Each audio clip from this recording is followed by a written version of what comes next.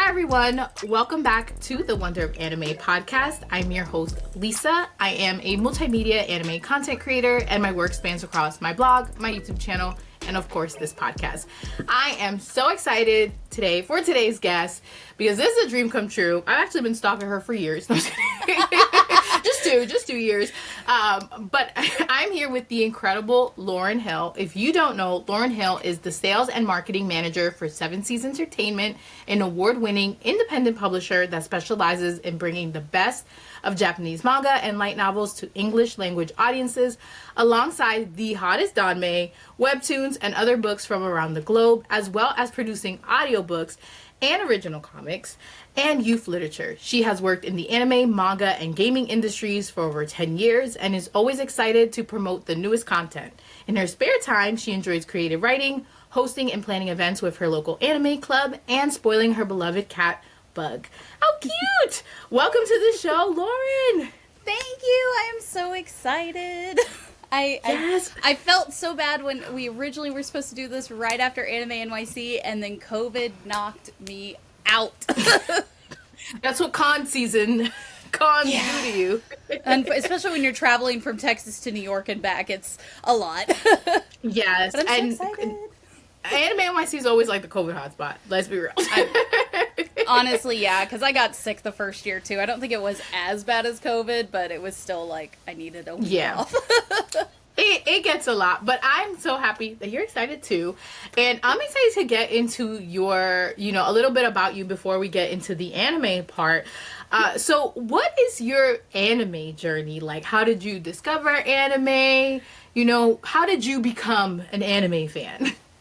So I had a few encounters with anime when I was like real little, because like for a very brief time in the early 90s, Sailor Moon was just on a random channel, and they sold the dolls for a very brief time. I did not get the dolls because we were poor, but I wanted them.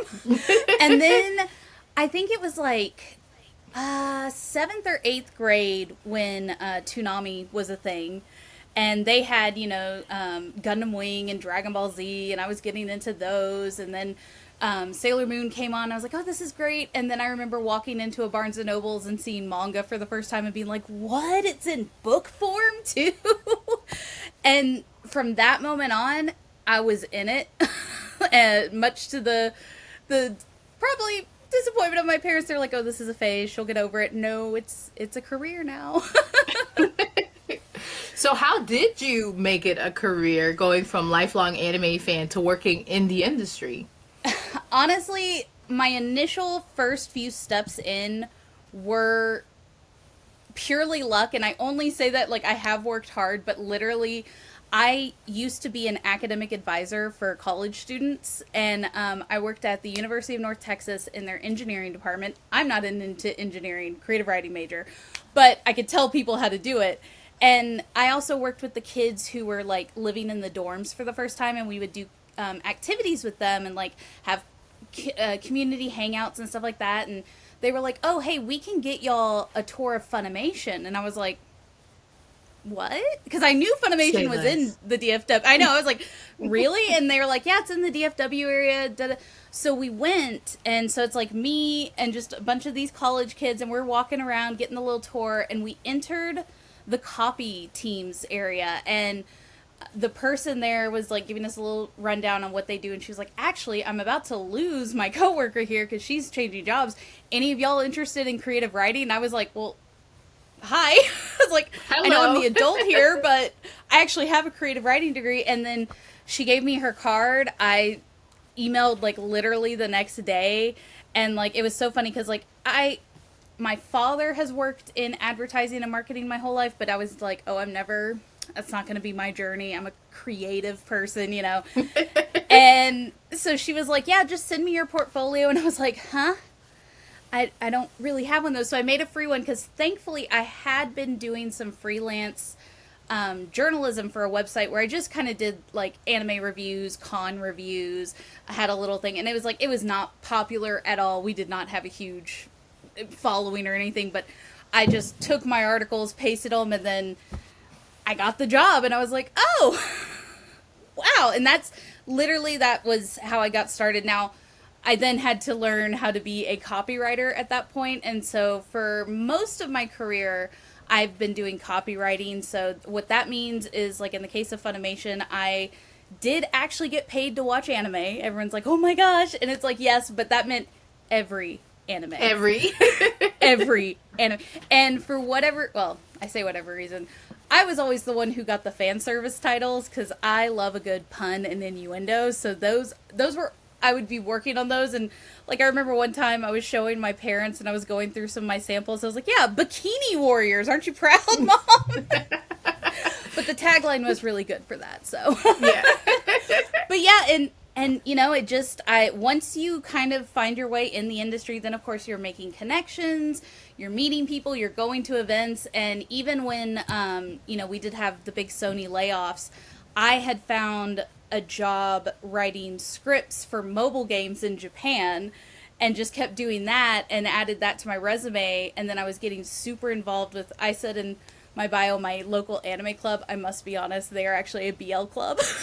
It is all boys love. Like, we are Fujin and Fujoshi to the max. But between, you know, going to panels and presenting with them, and then we ran FujoCon during the pandemic, and I got in touch with Tapas that way because they wanted to sponsor us. And then they were like, hey, we need somebody who knows a lot about BL, but also marketing. And I was like, weirdly, I do. And that started that job. And from then on, I had enough in my portfolio that people were like taking notice of me in the industry. So when I'd apply for things, it was no longer oh, I'll probably never hear from them. It was like, oh, I got a response. Okay. I'm obsessed with your journey. This, first of all, I'm such a like believer in like the woo woo. So I'm like, what's meant to be will be. Same. But I love the way that you like took what you were doing on the side seriously and like put that in your resume. Because I tell people this all the time, like, I have no aspirations to be like a full-time content creator because I'm like, I like a job, like I like my 9 to 5, but I take everything that I do so seriously. And when I applied to my current job, I had my website on there and they were like, oh, what do you do? And I'm like, well, I love anime. And it's so funny because we did like a team lunch and my CEO was there and he was like, so what's going on in the anime world, Lisa? And I was like, funny, you should ask. But it's like that, like taking yourself seriously and like putting all of those things together. And it's like, now you know, like you're the marketing director and it's like just you doing your little anime writing and now look where you are. And that's the thing, like, whenever I go to give, like, presentations at libraries, because there are always, you know, teenagers who want to get into the industry but don't know what to major in. I'm like, literally, if you do anything in this community, even if it's your hobby to go to conventions and, like, I don't know, volunteer in the cosplay contest, put that on your resume, because that shows you can, you know, handle big events and that you can keep people organized and that you keep a timetable. Like, it's all about the stuff that goes into it, because I honestly got one of my agency jobs, not anime related at all, because they were impressed by what we did for FujoCon. And I was like, oh, it was just a little gay convention. Like, literally, it was a boys love convention. Like, but they were like, oh, but you ran the social media, you were doing the marketing, you hooked up with all the you know, guests and contacts. And so, yeah, if there's one thing I can say, if you want to get into a certain field, do everything, but enjoy it too. Right. It's not like I did these things and I was like, haha, this will look good on my resume. No, it was more of a, damn, I really want to get back into the entertainment industry. Do I have any? Oh, this is the stuff. Oh, that's so cool. Yeah. So now that you are the sales and marketing director at Seven Seas, what exactly is, like, what do you do? Like, what is your day to day? What are you specifically in charge of? So for me, I have my team of marketing associates, and so I kind of make sure that they handle the day-to-day. So, like, when you see our post about, like, new releases, first of month posts, pre-orders, that's my team. They're making the assets. They're making sure we get everything posted. We're keeping up with everything on a schedule. We've been trying, because we're a very small team. I mean, Seven Seas is still an independent publisher, even though we publish close to 1,000 books this year, I think is what it's going to be. It's still small. Yeah, it's still a small team. And so we've been trying to get better about doing like lifestyle photos, so I've actually tried to do some of those in like what little time I have. So like y'all, this next month of November is going to be a lot of my same hand holding a different book because my nails look good because I had press-ons. Yes. Like, yeah, and so I help them with that, but then I do a lot of the back end work too. So we have to make sure our content gets fed out to retailers so they know to buy it and put it in the store. So I'm responsible for whenever we have a bunch of new titles that we're like, yes, we got the contract, we have the license, we're going to publish this. I get to go and make what are called TI sheets, and they're sales sheets kind of. So I have to figure out, a marketing tagline, what's a good brief summary, what are the key selling points. So I sometimes will just dive deep into a title. I'll read a couple of chapters and then never get to touch it again because I have other books to read. But yeah, and then I work with our partners at Penguin Random House, and they help us market everything, and working with like Barnes & Nobles, Amazon, BAM, things like that. And so it's a lot of meetings, really, is what my job is. But I do get to take breaks every so often because honestly, doing the TI sheets, like, it sounds tedious, but for me, it's like I get to turn on my music and just look up some of the most insane titles. Like, I can't say any of them right now because we haven't announced them, but sometimes I'll just be like, yep, there's a market for this. There sure is. Oh, this one? Yeah, absolutely. Yeah.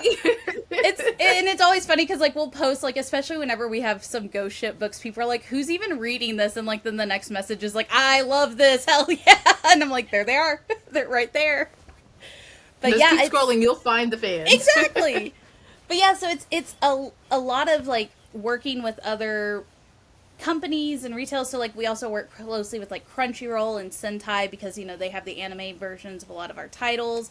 And so I'm also in charge of, like, coming up with collabs and gift with purchases at, retail exclusives if we're able to do that. And I work kind of with every department in Seven Seas, but also kind of not, because it's like I got to be with licensing to know what I'm allowed to say and not say. And then I've got to, work with production to know, is this ready? Is it uncensored? Is this something I can share? And of course, like, there's so many other people because the whole editorial team is just huge. Like, we have copy editors, rewriters, translators, locally, like, it's so many. So I don't work with everyone, but I kind of have to pull from every single department, which is good because I know a little bit about every job that we have in the industry. So yeah, just a lot of talking to people, really.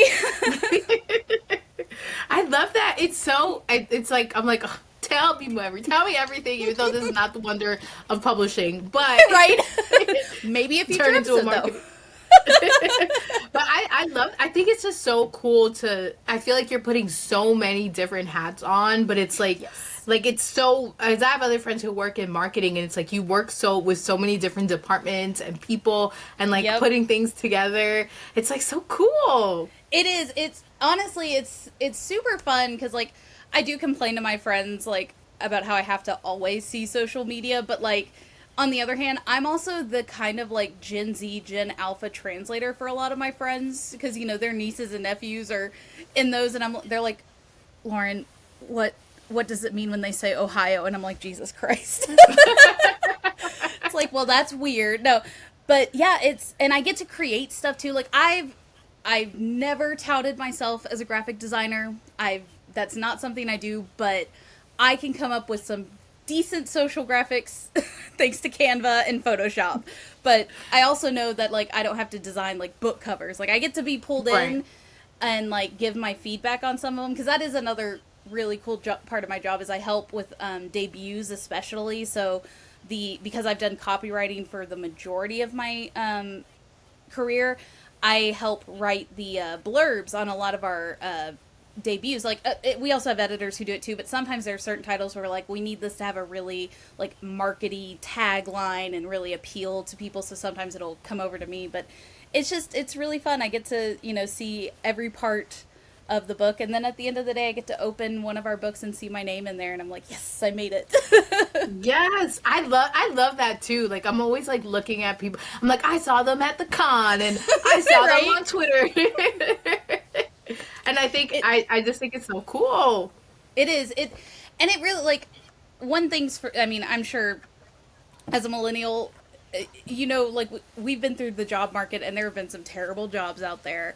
Yeah. And so, like, to actually be able to say, no, I love my job and mean it is like crazy. But it is so cool, and I love that you've been able to, put all these different parts of your life, and like now you're in this career that you love and you have fun doing, and it's like, yes, it's a job, but then it's also like you love what you do. But Yeah. every job has no job is. I love my job, and some days I'm like, I don't want to work. Where's my $1 million? And I mean, yeah, if somebody was going to be like, hey, here's $1 million, I'd be like, see y'all, good luck with the marketing. I'm traveling now, like 100%. But yeah, no, it's honestly been great because some days, like I have, like my previous job, I worked at an auction house, and there would be some days because, like you mentioned, people act like something that happened is the end of the world. Things would be treated like the end of the world there, and it was like some days you'd be so stressed, and I was like, I can't keep doing this. This is bad for just me mentally and physically. And now it's like, I get to be exclusively me. Like, I dress like this 24/7, and I get to do it also for work. Because, like, I mean, you saw me at Anime NYC. I was wearing all my Pink and Fairy K stuff, and I got to talk to licensors and people like that, and that's so refreshing because that's the kind of community being in the anime manga industry is everyone has their unique style and looks, and nobody really passes judgment. Like, I was worried. I was like, I've got this big old tattoo right here for Sailor Moon. I was like, I'm screwed. But nope, they know I know what I'm talking about, really. Yeah. So before we move to the main part, the last question I have for you is, being that you basically like read for a living, like part of your job is reading, and you've been a manga fan, and I'm sure you're a fan of the other titles. How do you, if you do, have like a separation between like, okay, like I'm turning my brain off, I'm just reading this for fun, versus like I'm reading this for marketing? So I've actually been really bad about it. I tend to read when I travel more. So, like, I actually have not been keeping up. Like, when I do research stuff, if a series really has, like, a chokehold on me, sometimes I'll accidentally end up reading, like, 2 volumes and be like, oh, I went too far. What happened? This is so good. But honestly, and I did this also when I worked in anime, I would kind of just not interact with it on the personal, unless it was like with my BL group, if everyone's like, oh my god, Lauren, this is your brand, your kind of boys, your tropes, then I'm immediately going to read it. But honestly, I spend a lot of time, well, lately playing Hades 2, honestly. I've been binging that because I have beaten Kronos a few times, but not enough. So yeah, I mean, I do try to like read. Sometimes I really do just try to divorce the kind of fiction I'm reading. Like, I tend to read a lot of like MLM romances and romantasy and stuff like that. So sometimes I'll be like, what is the furthest thing from like anime? And I'll read that. just as a complete mind reset, kind of just palate cleanser. But then again, sometimes I read a series just for work, and I'm like, well, now I have to read every volume, which is honestly the case of one of our webtoon titles, What It Means to Be You. And I just, that series has me sobbing on the daily because it's so emotionally raw and good. But I remember doing the research, and I just kept clicking through the pages that we had, and then I looked at the time and it was like, oh my god, it's after 5. What happened? You're like, this went too deep. Yeah, went too deep, but this is a good one. I feel like that if I were to work, I'm like, I can't work in the book industry. Like, they'd be like, girl, you reading this whole time, you're not getting nothing done. Like, and there are moments where you're just do. like, yeah, it's like, well, but it is technically work. So I do need to know what happens. Right? Like, people are gonna ask questions. I want to be prepared for when somebody asks me what happens in volume 5. But honestly, I've gotten really a lot better, mostly just delegating, because being a manager, you've got to remember, like, other people can do this too. And so I've been better about it. One of our tasks each month is we do a process called sell-in, and we have to pull out sample pages from our upcoming debuts. And used to, that would be kind of my chance to do like a second half reading. of what we had, but now I've had my team help me with it, so it's kind of like, oh, I don't know what's happening in this one. I guess I'll actually have to read it now when I get the comp copy. You're like, now I have to figure it out. Yeah. Well, that's awesome, and I appreciate you giving me this insight. I'm such a I'm like, this is for the listeners, but really it's for me, because I'm like a nerd about people's jobs. Like, I'm like, tell me your whole life. Right. I wish, like, I see this meme online all the time, but I wish they really had, like, take your friends to work day. Like, Yes. I would love to, like, bring a friend with me. Like, here's what I do, or go to a friend's job. Yes.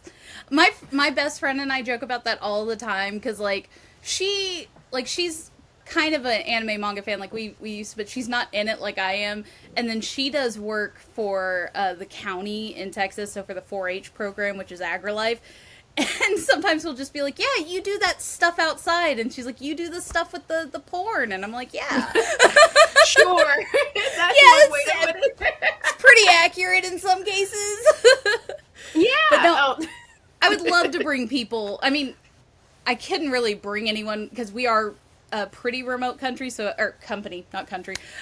So I work from home, so it would really just be like, welcome to my bedroom. Here's my music playlist. I'm going to be in front of my laptop. See you in an hour. But listen, I would still be there. I'd be there like this. Like, right. okay, so now you're going to click here? Okay. Yeah. And you're doing what with that image? Yes. Oh, I love that. So, Yeah. I literally could talk about work all the time, I know. but you're not here for work. You're here for another serious job, because you Yes. are in the expert seat of an anime. And listeners of this show know that my guests, they're putting everything on the line. I'm making this sound like so Survivor-esque. But it's serious. But it is serious. It is. You know that meme that they're like, but no, it is serious. Yeah. No, but it is. Lauren is here to talk about one of the most classic anime titles, most classic manga titles. And I have not watched this anime, but I think I read some of the manga way back when. So I feel like and I might have also, like, if I forgot about a series, I'll go on Wiki and spoil the whole thing for myself. So I'm pretty sure that I've done that too. But Lauren is in the expert seat, and she is going to be talking about classic anime, Fushigi Yuugi, which many of us know, many of us hold dear in our hearts. And she's going to tell us all about it. And I usually start off with my experience. Like I said, I haven't watched this, so I'm excited to actually know everything that Lauren knows. So what is Fushigi Yuugi? So, the way I would describe it nowadays is it's kind of one of those original isekai stories, because it's about a girl who's in modern day Japan. She stumbles upon a scroll and suddenly ends up in ancient China. You know, transmigration, isekai level, but this was all before that was like a whole genre at that point. So Fushigi Yuugi was done by the great and wonderful Yuatase, and they originally published the manga, I believe, 1988, which is funny because it's my birth year, so I was like, it was meant to be. And the anime series came out originally in the 90s, and it is one of those long shoujo romance titles with a little bit of action, but it's really heavy on the romance, and it's one of those, a lot of people probably know it more from Inuyasha, where there's always these scenes that are like, Kagome, Inuyasha, Kagome. Well, Fushigi Yuugi kind of did that originally, only it was Miyaka, Tamahome, Miyaka. Like, there's a whole short about it in the bloopers, but yeah, it's one of those classic shoujos that also had a lot of, like, tropes that we're all familiar with, especially like, so Sailor Moon, everyone knows Usagi loves to eat. Miyaka is the same way. She is like snacking on everything. It's always the gag, like she's always dreaming of, food, and that was, in that point. It's also it is nowadays, I would say, a little dubious in some areas, because it does deal with like, oh, the priestess of Suzaku has to be a pure maiden, so then we have the bad guy who's going to trick her and make her think something bad happened to her, and you're just like, oh, damn. But listen, romance was different back then, okay, y'all? Yes. We're not looking at this with today eyes. Yeah, exactly. So yeah, it's just, at the very heart of it, it is a shoujo romance with an isekai twist, but like one of the original ones. Yes, because many people do not know isekai is not just you going into a video game. Yeah, no. It's not just Sword Art Online. It's other stuff happening.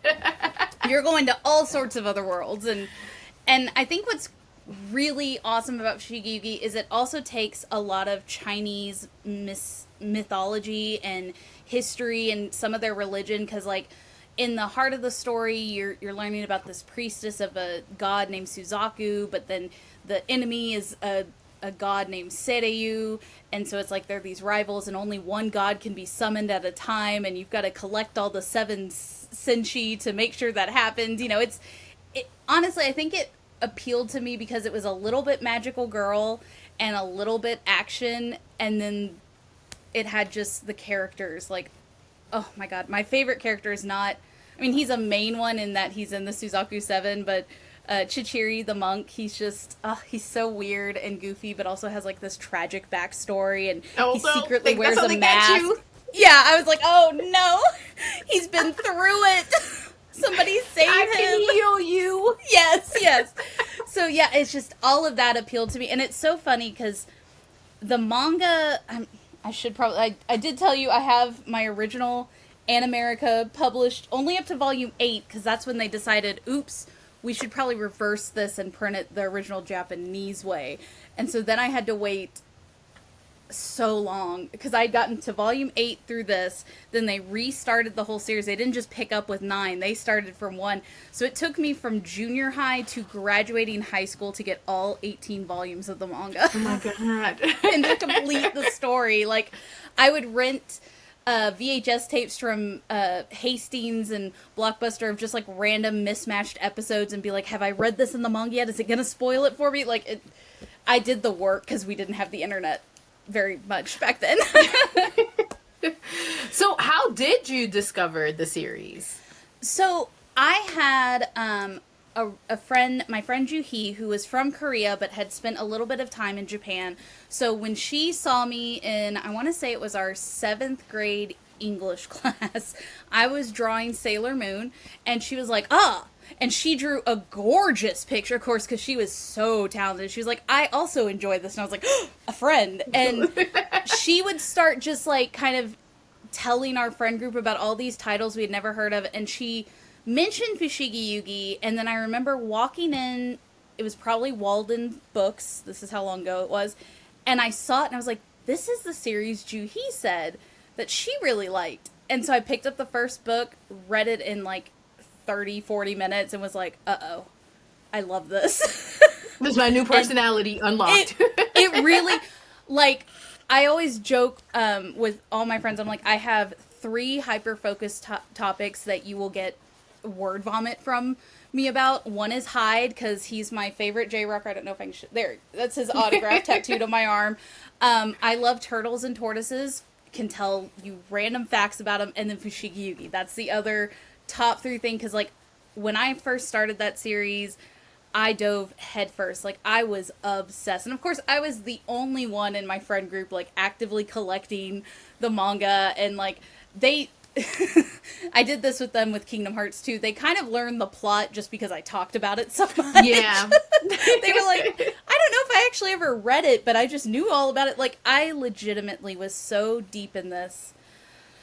I gotta share one of the most weebiest stories about me. Not the only one, I've got too many, but for one of my birthdays, I told my friends they were all getting assigned a Suzaku Senshi, and so in Fushigi, they are all marked by these constellation tattoos on them that match their constellation in the sky. So I had everyone drawing these little tattoos on different spots. Like, some people, like, Chichiri's was on his knee, so I was like, okay, here's mine. And, like, one person has them in the middle of their forehead. Some have them on, like, their chest. And my friends were like, so cool. It was so cringe, but I loved it. Like, not only did I have them embody these characters, we then did karaoke of all the character songs, because of course I found out about character songs and scoured LimeWire to find them.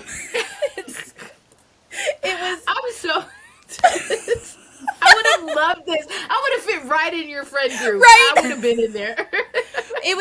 It was so, like, I mean, I really was the weeb kid in high school that had, like, the anime shirts from Hot Topic and was always reading a manga. So, of course, my birthday parties were themed that as well. And I did closet cosplay before it was a thing, mostly because, like, you couldn't buy anything for the series.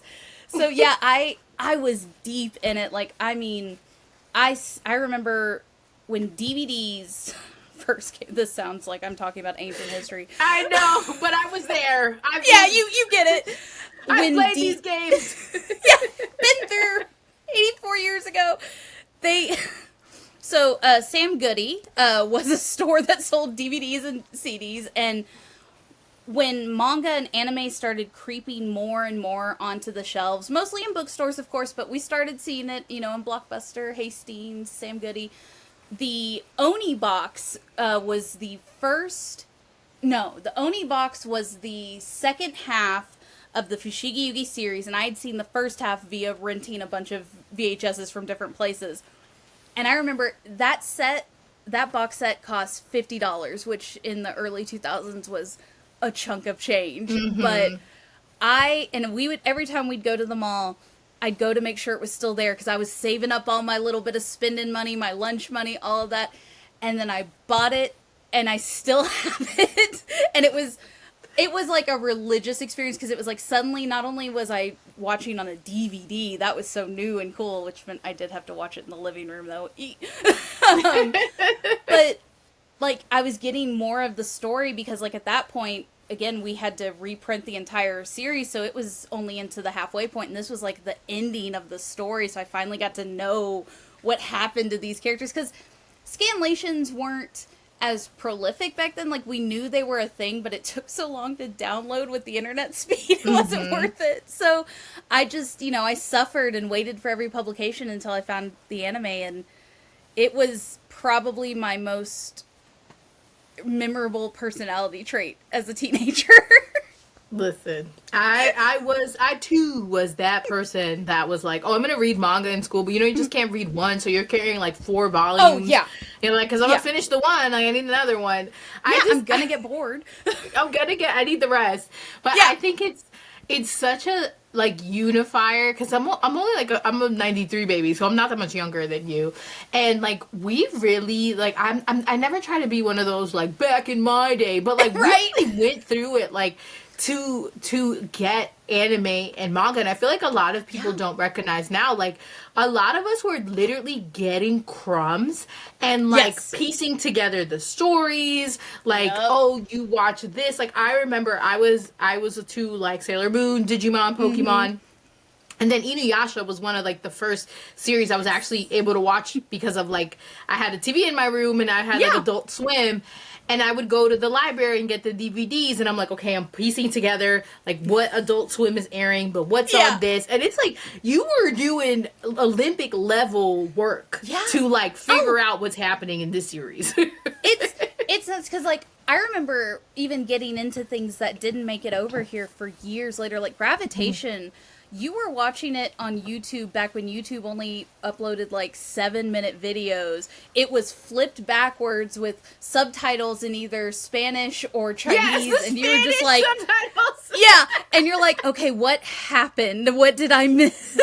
You know that meme with the calculations? Yes. Like, oh, okay, let me consult my notes. Shuichi's going here, and it was a lot of work to be an anime fan, which I'm glad we don't have to go through today, but I just need people to respect what we went through for the content we had.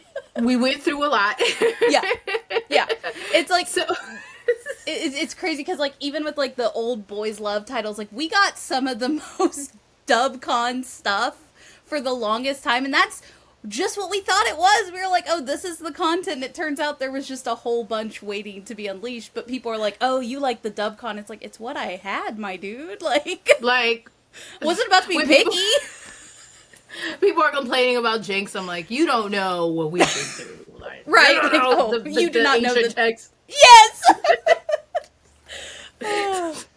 So admittedly, I'm like a newer Fujoshi because I I didn't get into BL till 2021, 2020, but I had a Oh, really wow. bad experience on Tumblr with Fujoshis, and Fair. I could have been converted earlier because I'm a clamp Yeah. girly, and half a clamp is Right. BL.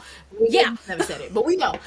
But one time, I said that I didn't ship a certain ship that all the Fujoshis ship, and they ripped me to shreds. And I was like, wow, I never want to be this insufferable. So I like steered away from BL, and then I was like, finally gave it a chance again. But I read one of my like first forays into BL was Fake, which is so funny because that's such an old series. But I went That to a is. bookstore and they had it, and I had a friend who was like holding my hand into BL, and she was like, I was like, I sent Let her a me picture show of this. I'm you. like, I don't know, I just found this, I bought it.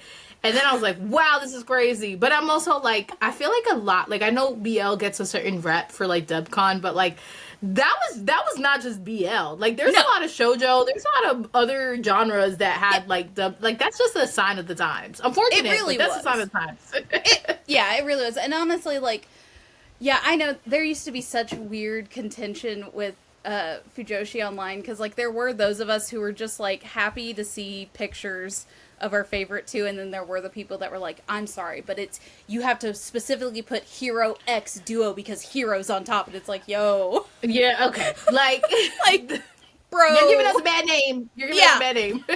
but I'm new I here, was, but yeah, right. I was so in it, like, literally Gundam Wing was kind of how I found out about BL and Yaoi. Like, you learn about Hero and Duo, and you're like, yeah, I'm here for that. And so when I got into Fushigi Yuugi a little bit afterwards, I immediately, like, yes, I love Tamahome and Miyaka, and yes, they should be together, but then I had Shichiri, and then I saw Toski, and then you'd see these little ways they would hang out in the corner, and all these chibi things of them, and you're like, huh, wait a they're minute. they're really close. And then, spoiler alert, sorry if anyone has not learned the ending to Fushigi Yuugi from the 1990s, but they are the last two surviving Senshi at the end of the story because Tamahome gets reincarnated into Miyaka's world so they can live happily ever after, but everyone else dies except for Chichiri and Toski.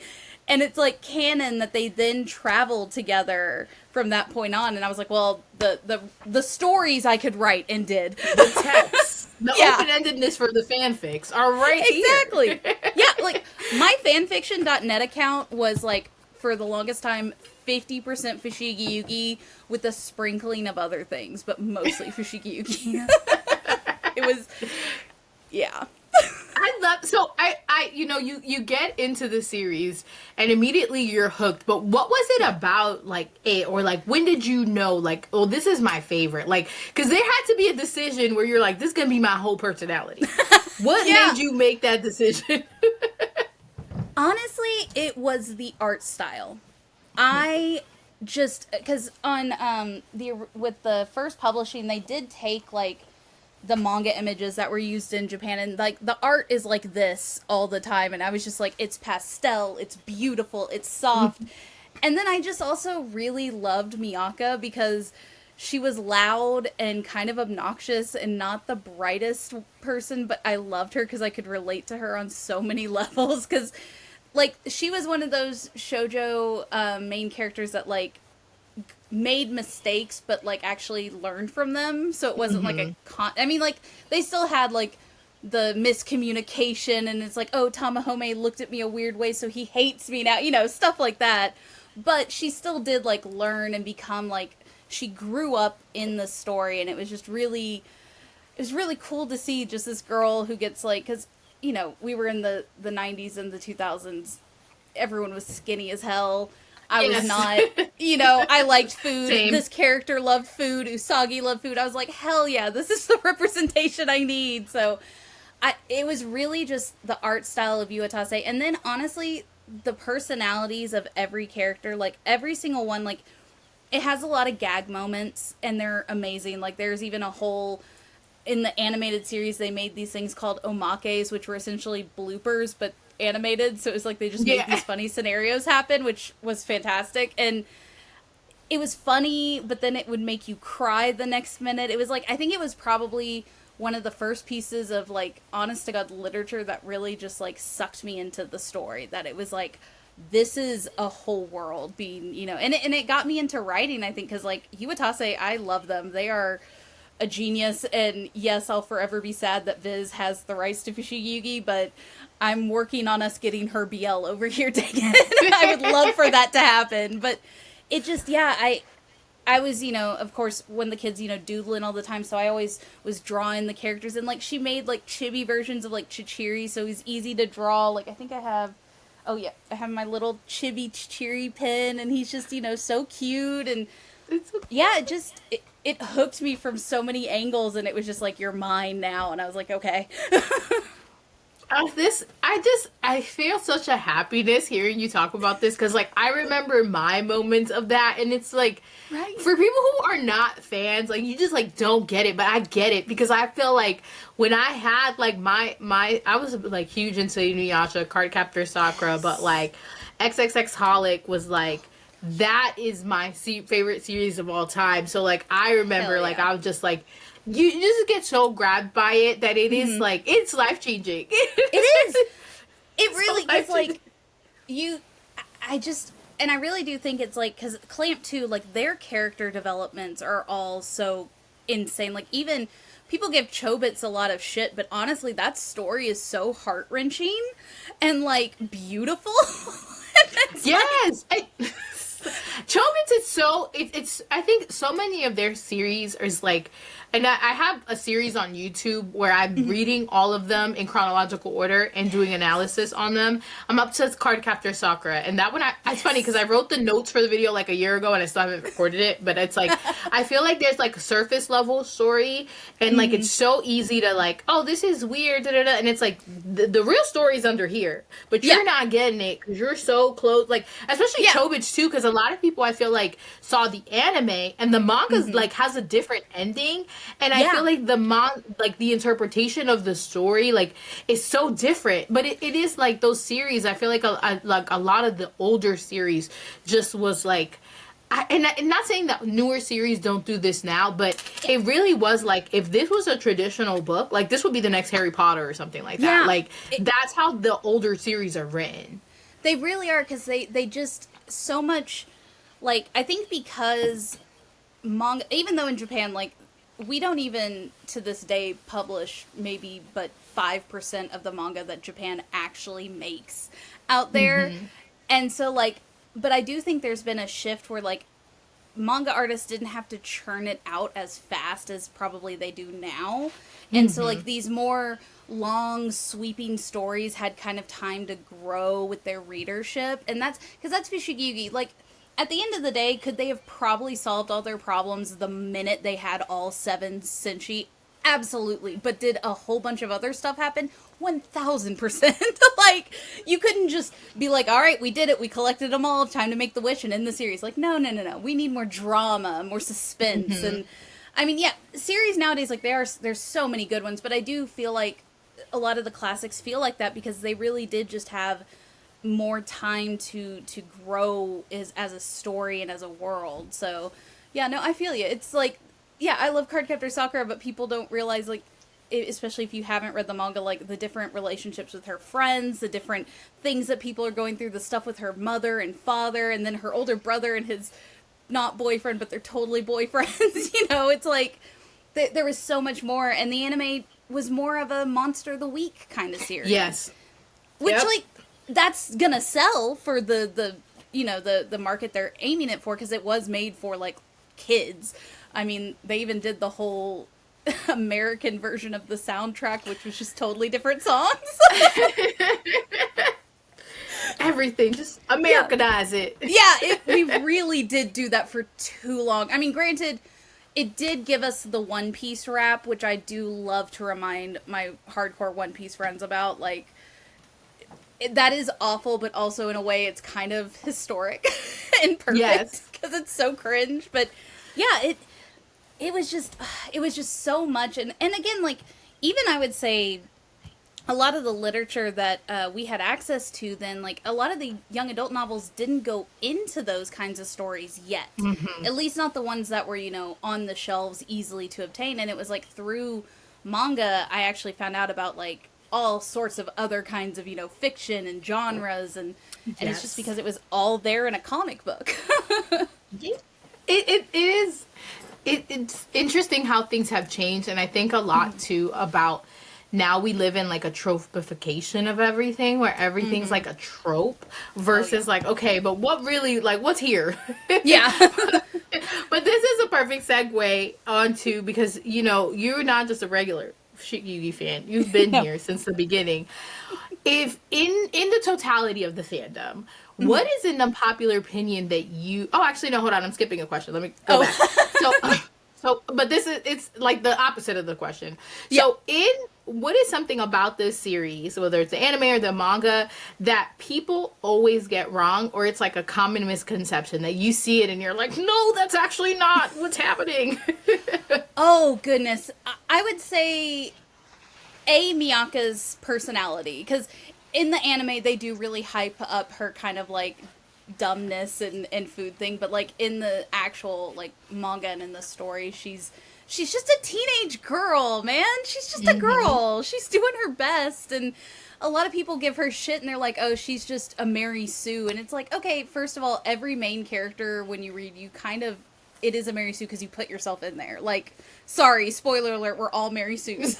But it's this whole thing where they were like, oh, she was useless for so long. And it's like, actually, no. Miyaka helped not only get the Senshi together, but she, like, helped each and every one of them kind of, like, grow and, like, come into their power and things like that. And, like, she really changed these people that were, in a book, and then she found, like, a whole relationship. So I'm always like, Miyaka is not just a stupid, dumb protagonist. She has heart and soul. It just takes a minute because she's just a girl.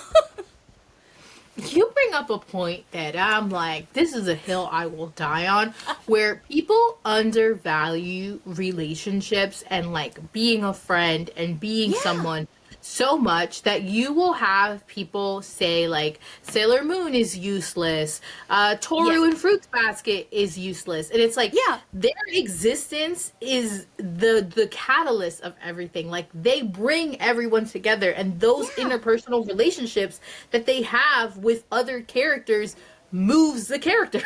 Like, that is the point. That's what we need. And it's like, everyone's like, oh, well, she's just, because everybody falls for her. And it's like, yes, because they learn about her and they love her personality and who she is as a person. Of course they all fall in love. Because, like, there's all this, like, stuff, especially with Toski, who I will defend my little bandit boy to the death. Like, there's a part where he kind of gets taken over by an evil guy, and he does some things that are questionable and not okay, but he stops himself.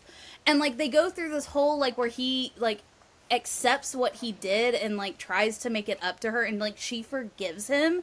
And it's, like, that's amazing. Like, it was a whole story arc that they didn't just leave as, like, well, now we're going to make it a joke where they can't be in the same room together or something, dumb like that. It's like, no, they went through trauma and healed together. And that's amazing. Like, you don't see that in a lot of stuff. And then, not only that, like, there were characters that, like, taught me also just about like gender identity. Like, Noriko is the a character that there's a lot of argument, like, were they trans, were they just non-binary, and it's like, but that's kind of a cool thing. Like, that was the first time I had, like, oh, is this pretty person, and it's like, oh, you think they're a woman, they're disguised as a woman, and then it's like, nope, it's a man, and he's actually okay being beautiful, and I love that. Like, there were just so many aspects to each of the characters, and, like, even, because, like, there was, of course, the love triangles aplenty. Like, it was always Tamahome and Miyaka and then Hotohori, or Tamahome, Miyaka, and Nakago, and, like, all these other people, but, like,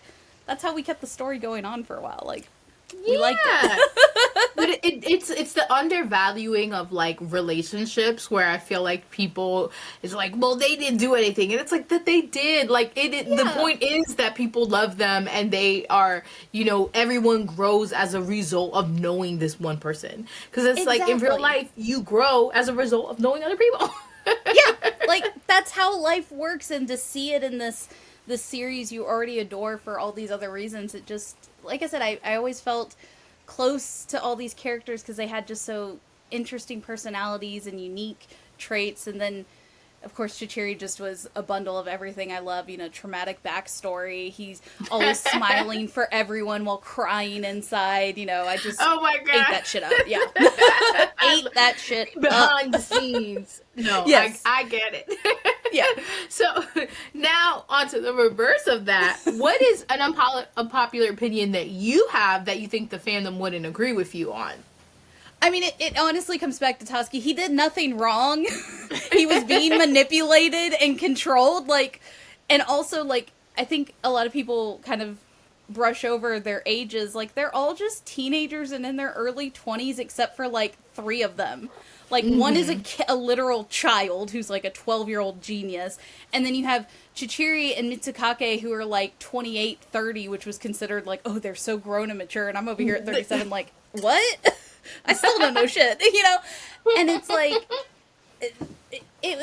it's just one of those things people would lose because they're supposed to be these heroes, and it was oh, they have to always be honorable, and it's no, they went through things to grow. So Toski did nothing wrong, and I mean, other than shippers, a lot of people probably would disagree with them being together forever at the very end, but they would, because there's music and proof that they were together at the end. So maybe not romantically, but yeah.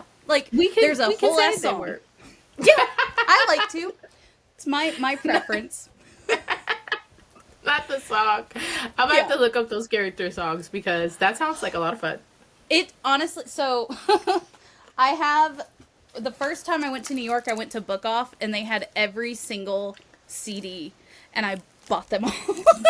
Oh, I would have immediately purchased. Yeah. Yes. I was my friend just kept stacking them. I was find them all. And it's funny because, it was kind of a full circle moment because literally the very first thing I ever purchased on the internet was the Fushigi Yuugi soundtrack. I remember I found it on this website, and I had my dad standing over with the credit card because, I had gotten enough money for Christmas, and I was going to give him the cash, and he, of course, was this is a scam, it's never going to arrive, and it took some time because it was coming from Japan, but yeah, it was my first online purchase, and then I got to go into, a Book Off for the first time, and there was just all of the Fushigi Yuugi CDs. I was I don't have a CD player, but I don't care, these are mine now. I love that. Yeah. My first purchase when I got my first job was I think the card captors. I got into this thing where I was just on eBay all the time buying all the Clamp manga. So yes, I can relate to the first purchase. It's just so special, and and also because it's that was our generation. We were really the first generation to be you can just buy it online. It's from Japan, but I can buy it. Yeah, it's crazy, but I just, Toski did nothing wrong. Circling back to that's my one thing, and I'm trying to think, I will say, even though it is a classic title, the pool of people that are really into it is still pretty small. Anytime I see it out in the wild, I do have to immediately comment on the thing, because I'm I don't see this often enough, so I just want to, hype it up when I see it, but, so there's not, a ton of, I mean, yeah, like I said, people think Miyaka's useless, but again, it's like we said, there's so much deeper. But I'm trying to think if there's any other. I don't think I have any other wildly disagreeable. The whole internet's gonna pack you up. I know. I'm trying to think. Canceled. Right, they'd be from this series that is over 25 years old. And be hey, hold up. But it's okay. So this is perfect because now you kind of touched upon this, but in the broader sense, when you think about this series' legacy as a whole, what do you think Fushigi Yuugi's legacy is in what has it been since its inception into, to now? So I think first, it's definitely this. For me, at least, it was the start of the 2 romantic leads doing the, Inuyasha, Kagome, Miyaka. That has always been a funny thing that it just has stuck, and I always think of Fushigi Yuugi when I think of that. And then I would also say, I think for a lot of people, its legacy was introducing you to essentially all these different cultures, because it was a Japanese manga, but it was about Chinese lore and mythology. So I was getting all this information, and like, so of course I became obsessed with China and Japan after reading that. And I think that was kind of it was a cool thing. It was like teaching you all this stuff without you knowing, and telling just this amazing story. But I think from like people just looking at it, its legacy is probably just being one of those old dubcon shoujo romances, unfortunately, because it was back in the day. But I would like to just have the preference of they started the longing main couple saying each other's name thing, because that was a whole thing for a while. Yes, and I mean, like I said, I haven't watched it, but I think it's obvious, when people reference shoujo and long-standing shoujo, and shoujo that isn't just, the main story is romance, but there's other features of it. Yeah. Like, Fushigi Yuugi's always mentioned, and it's always a story that, even though it is older, and it may not be like one of the more, because I feel like I'm in the fandom, so I know, like, us older fans, even if you haven't watched certain series, you know them. So it may not be like that known, at least with newer fans, but it definitely is something like, it's one of those, like, you gotta give credit where credit's due. And right. We probably wouldn't have a lot of newer stories if Fushigi Yuugi hadn't really, especially like a girl getting like, now we say isekai, but really like going into the past, and and you have like Red River, another series from that time, and like Inuyasha, like these girls going into these ancient times, like Fushigi Yuugi is one of the leaders of that. Yeah, it was one of the OGs, like 12 Kingdoms, Fushigi Yuugi, Inuyasha, Red River. I think Yona of the Dawn is also always compared with Fushigi Yuugi, which is funny. Something I have noticed was with some people, if you've watched Fushigi Yuugi, you've likely not watched Yona of the Dawn, which is in my case, because they're not like the same story, but I think the elements are so similar that it's like you're gonna want to just stick with the one that you know, kind of thing, because it's like I got what I needed out of that kind of story from them. So I don't need to read similar ones. Like, honest to God, like, I will admit, and maybe this is my sin as a Fushigi Yuugi fan, I have not read through all the rest of the Kaiden novels, so like the Genbu, Byakko, like all the other series. I've mostly stuck with just the original Suzaku, Seiryu. That's been my, like, and I've tried, because like they even reference some of the characters in Fushigi that Yu Atase then did a full series of, but I'm like, it's not the same. I miss my monk, I miss my bandit, I miss Miyaka thinking about food. Like, it's just, it wasn't hitting the right notes that Fushigi Yuugi itself, the original was, and maybe that's there's my sin. I think I've just confessed, is I don't read the rest of the Fushigi Yuugi stories, just the main. I get it, and it's fine. I feel like for me, I was like in my teens, like in my anime manga phase, I was super into Clamp. So I barely like, there's so many like shoujo people like, you never watched that, you never read this. I'm like, I did not get my head out of Clamp's ass for 10 years. Like, I literally was like, anything Clamp, and they had so much, like they had no other time. I mean, I was watching different anime, but like with manga and stuff. So listen, it's fine. I also think too, like sometimes there are worlds that are so perfect for you. Like, you don't need, like, that's how I am with Avatar: The Last Airbender. Like, I'm one of the OG fans. I saw the series literally the day it premiered. I saw it live, and when it ended, I saw it live too. Like, I've been there. And when they had a second series, I said, I'm done. And that's I fair. don't need nothing else. I don't need Korra, no offense. I don't need you. I don't need this backstory. I don't need this new series. No. Like, I'm like, that is, I feel like that too, like, people think, like, you, to be a fan, like, you have to no. Right. I can just pick my chunk and leave it there. Exactly. Because, like, I mean, I didn't unfortunately start Avatar when it first came on, because I was so into anime. Like, I had my little VHS tape. I would record Toonami's afternoon episodes, because I had to be, like, for the longest time until my parents were like, okay, you can just catch a ride home. I'd have to be in, like, after school programs, so I'd be stuck waiting until, like, 5 o'clock, and so I'd miss the Toonami showing, and so, like, that's what I was doing instead of watching, like, Nickelodeon. I was like rewatching what I'd missed, so I got into Avatar much later. And I do, like, Korra is one of my favorites, but I think it is because, like, I didn't start, like, because I wasn't there for the beginning and then the finale and then having those years in between to suddenly be like, oh wait, we're coming out with more, and it's like, what? You did more? I mean, that's honestly how I feel about the other Fushigi Yuugi spinoffs. Like, it's Yeah, like, you're like, I'm okay. I got what I need. yeah. I was like, I'm good. I love my main Senshi, and if they're not gonna make an appearance at all in any of these, I'm just not interested. That's just how it is. It is. Yeah. Well, as we're coming here, and I feel like I already know, but I would love the summary of it. In what ways has Fushigi Yuugi impacted your life? Oh my goodness. I would say heavily. Like, if I really take a step back and look at it, because of how passionate I was about Fushigi Yuugi, I think is why I made a lot of the friends that I still have to this day.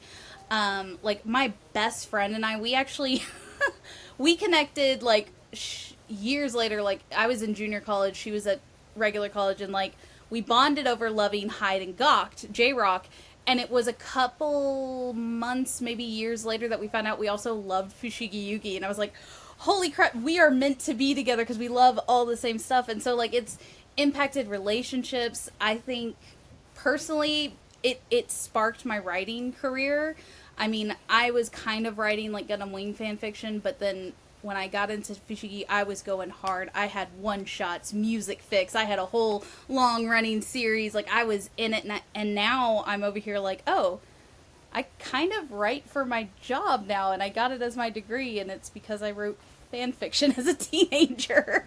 So, yeah, it kind of sparked, I want to say, like, a lot of my personality traits and abilities that I still use and have to this day, which is why it means so much to me. And everyone's like, well, when are you going to get a tattoo of it? It's like, listen, I have to make it the perfect tattoo if it's going to be Fushigi Yuugi. I was just going to ask. I was like, where's the Fushigi Yuugi? I'm surprised you hadn't showed it off. It's because you don't have one yet. I don't know.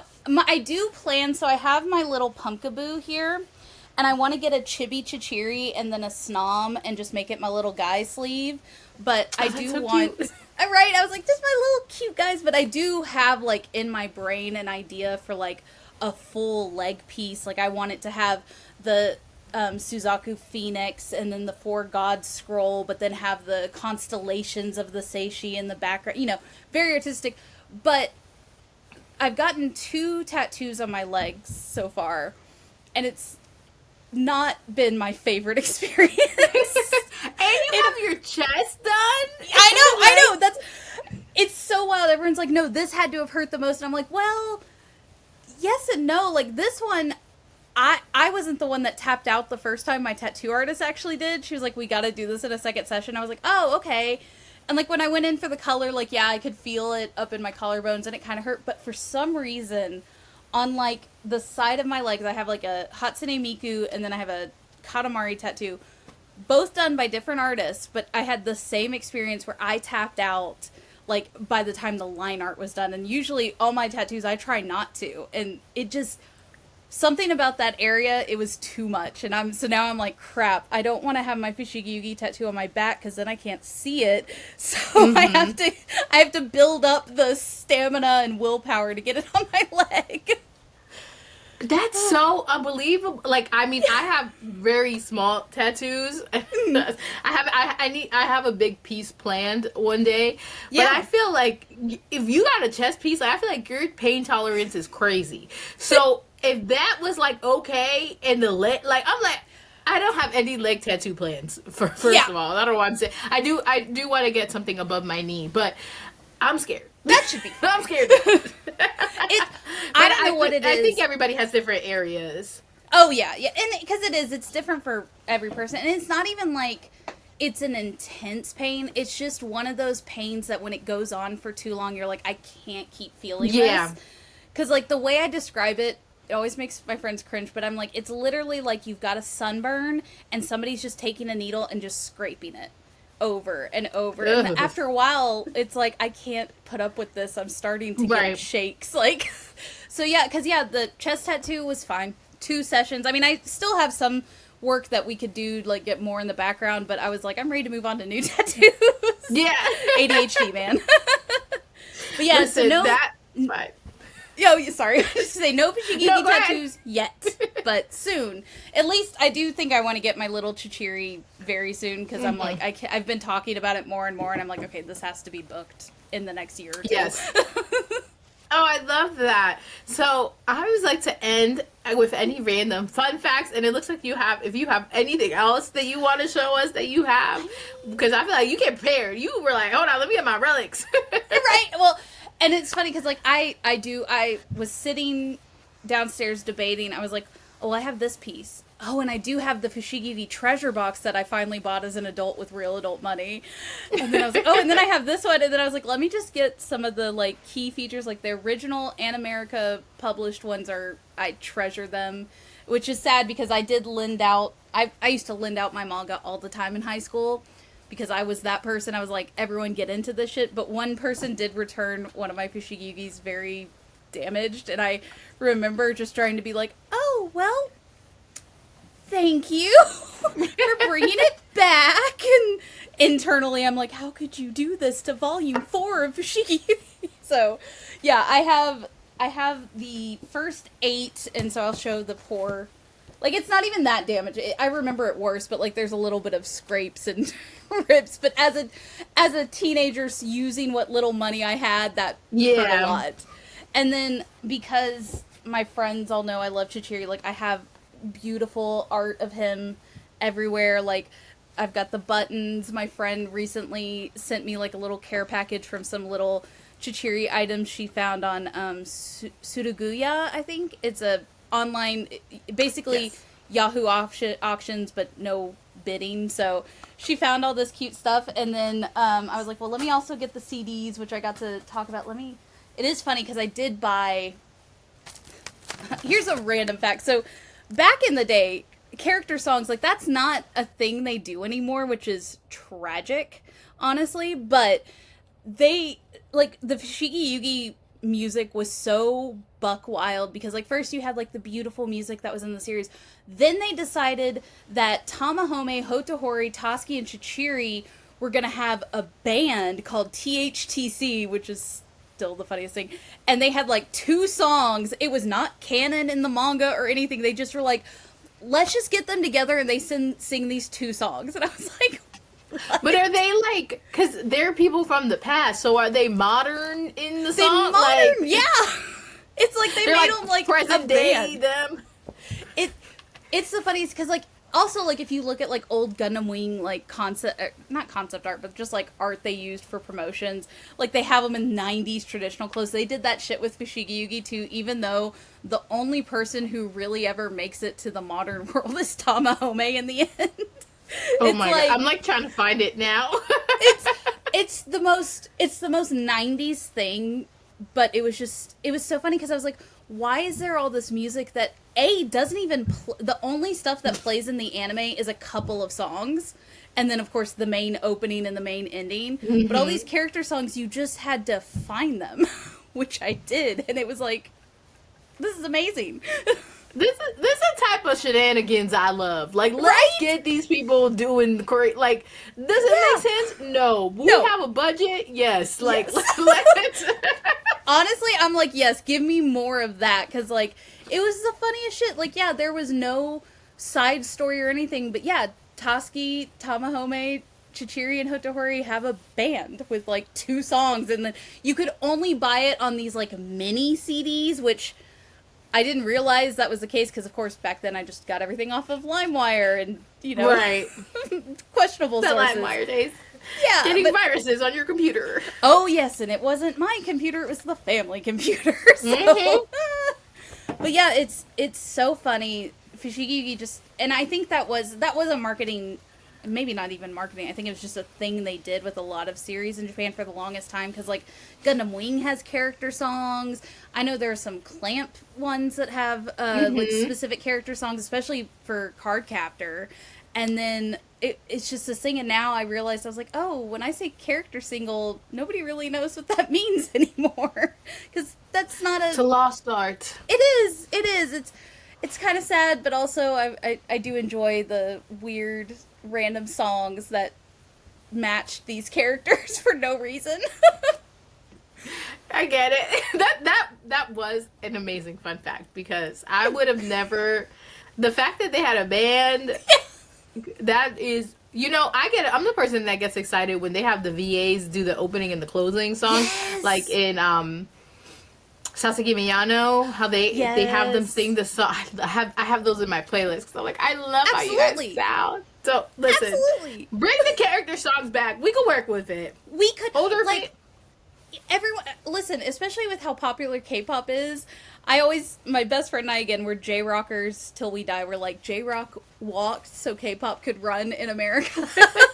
But I'm like, J-rock and J-pop needs another, like, chance in America again now that K-pop has become so popular. Because I'm like, the music they did for anime, I mean, they still do amazing music now because they do still use Larkin Seal and Hyde, so hell yeah. But the things they did in the past with some of the ways they just promoted these series, I'm just like, that was genius.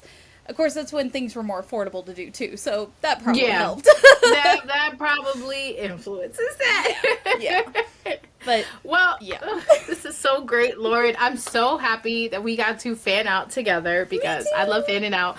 And this was so much fun. So as we wrap up, do you have anything you want to promote or any upcoming projects? If people want to follow you, do you have any social media that you want them to follow? I really don't have anything personal. I will say, if you're in the DFW area, check out BLT as in TEA. We did a BLT party last April and it was amazing, and I think we're going to be doing it again, as well as we're trying to do a little bit more Fujoshi kind of events in the area. Like, we just did a Fujoshi game night a couple of weekends ago and it was so fun. We were at this really delicious Korean chicken place that they let people host events, and we had prizes. Because our group has actually recreated games as BL themed games, so we have like a Cards Against Humanity that's all BL themed. We have my favorite game, Battleships, where you're like having to come up with crack pairings and defend them. Yeah, it's so fun. So that's one thing I would absolutely promote. I am on social media, but it's because I work in social media, I don't really do anything too big on my personal account, but it's, at Kitsuneri, which I have to share this one story because we are talking about Fushigi Yuugi. My username I've had since I was 13 years old, and it is a combination of the word kitsune in Japanese, which means fox. I love foxes and redheads, which is why I love Toski, and then the Ri is actually Chichiri's real name, last name, Hojun Ri. And I combine those things together to make my own account, and I've never changed it since. So that is the And now backstory. you can't. I can't, no. It's so, like, the way it was created was so, at my core, me-coded. I was like, I have to keep this. So yeah, Kitsuneri. Sometimes I write fan fiction on AO3. Currently, my hyperfixation there has been Twisted Wonderland. I just really love Jamil, even though he's not even going to be much in the anime that just came out, because his storyline is essentially what I think would be like season 3, but definitely play Twisted Wonderland if you're a BL fan and just love Disney villain as boys. I don't need a new hyperfixation. I know. Nope. I totally understand. That's me with Love and Deep Space. I'm like, I can't play this. I haven't even touched. No, I refuse to. I cannot. Not in this economy. I cannot afford one more. No, I already have a game that gets my real life money, and that's Pokemon Go. I cannot. No. Nope. But I appreciate the people who are writing down. I will not join you. Yeah, exactly. I'm like, because like literally the event right before our Fujo game night was a Love and Deep Space event. It was I think they did one of those cup sleeve events, and I was just like, oh, isn't this the one? Which I've of course only seen fan art of boys kissing, and they're like, oh no, it's actually more of like a Mystic Messenger where you play a main character, and I was like, oh, I've only seen the gay shit. Like, yes, that. I've been gay baited before, and I'm like, they're like, no, girl, I've seen stuff that I'm like, oh, this is BL, and they're like, this is the farthest thing, but for Joshi, if they got a dream, they will make it happen. Listen, we got those Fujoshi goggles on all the time. Oh, well, Lori, this was so much fun. I'll be sure to link what you've plugged, and I'm so jealous I'm not there in the area, because I would be in those game nights having the time of my life. It would be so fun. When you do a virtual one, I'm in there. If we do virtual, I'll come. We can actually do that because when we ran FujoCon, we made our games virtual. So I've been pushing for my crew. I'm like, let's do another night where we invite people from before. So when that happens, I will let you know because we have the ability. Yes. We have the technology. Okay. Well, I will be waiting, but for those listening, thank you guys so much for tuning into the Wonder of Anime podcast. All of Lauren's links will be in the description of this episode. And yeah, thank you guys for listening. Be sure to leave a review, comment, and I will see you on the next episode. Peace out. Bye. And let me just stop